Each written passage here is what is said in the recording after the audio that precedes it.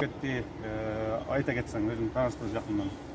Мен атым Азамат, фамилиям Нуржанов.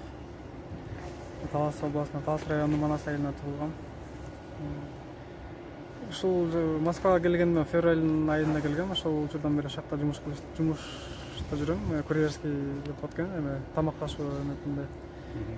Ал окуя жөнүндө айтсам, ал окуя мен үчүн күтүлбөстүк болду. Андай окуя болорун деле болот деп деле ойлогон эмесмин.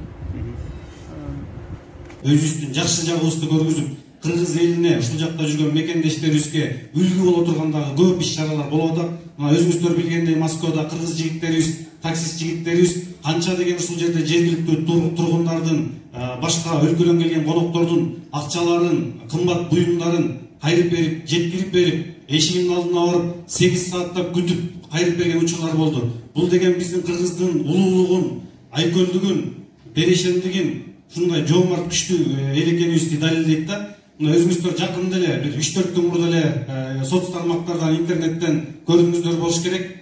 Биздин ушул жердеги бир жигитибиз жанагы орустун блогерлери пранк уюштурган экен. Эми бизге ал айырмасы жок, пранкпы же чындыкпы, анткени ал жигит билген жок ал эмне экенин. Ал ошол жерден жана кичинекей баланы уруулар жанагындай чоң машина менен келип урдайын деген учурда эки колу менен кармап токтотуп калды.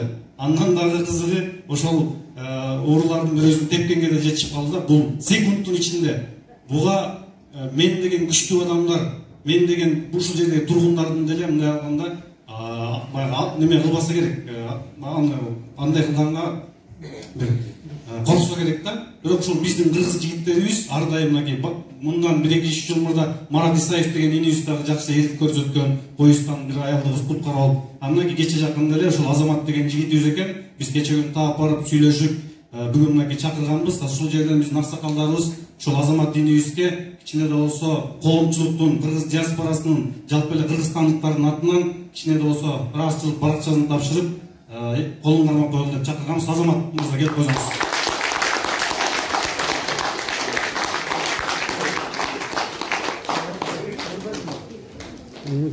Азамат Нуржанов өзү ушул Москвада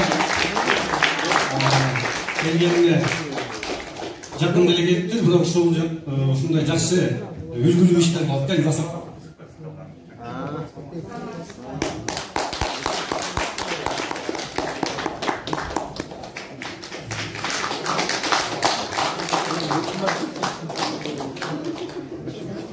Сіздер үшін чоң рахмат, ушул фондот көрсөткөнүңүздөр үчүн.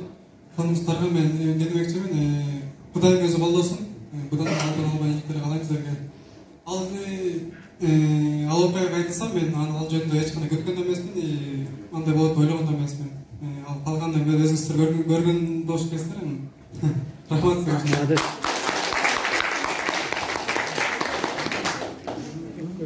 Урматтуу мекендештер, өзүңүздөр болдуңуздар. Мына Азамат Атназаров жарашкан жигит экен чындыгында. Ошондой эле кече жакында эле Шереметьево аэропортунда чоң суммадагы пакет, анын ичиндеги керектүү документтер, анын ичиндеги чоң суммадагы акчалар, рубль, доллар, евро өлчөмүндө. Ошол пакетти таап алып, анан дагы бир азаматыбыз, Өмүрбек деген жигитибиз, аны ал жерге калтырып койсом туура айтты, чындыгында документтер жетиши мүмкүн, ал эми акчалар жетпей калышы мүмкүн.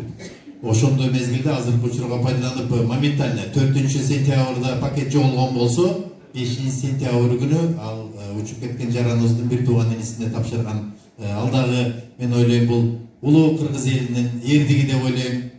Азамат инибиздей эле Өмүрбек бир тууганыбыз бүгүн шартка байланыштуу келе албай калды. Өзү такси жамаатында кызмат кылат экен.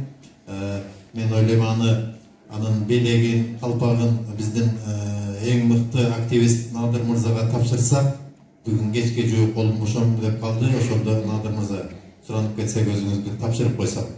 Ошондой эле улуу кыргыз элим мына биздин өсүп келаткан жаштарыбызга үлгү катары, өрнөк катары болсун мындай мыкты Азаматтын, Өмүрбектин жасаган иш аракеттери. Бар болгула, аман болгула. ийгиликтүү болгула. Силердей жигиттер менен